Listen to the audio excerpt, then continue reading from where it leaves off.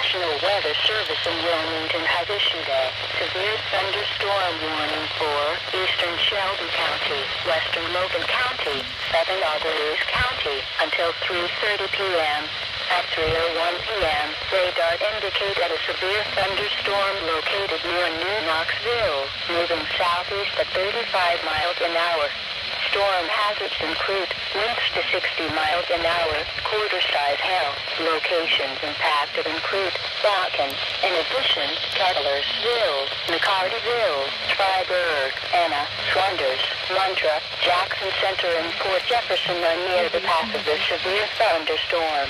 This includes the following Interstate 75 between mile markers 94 and 108. Seek shelter in a sturdy building.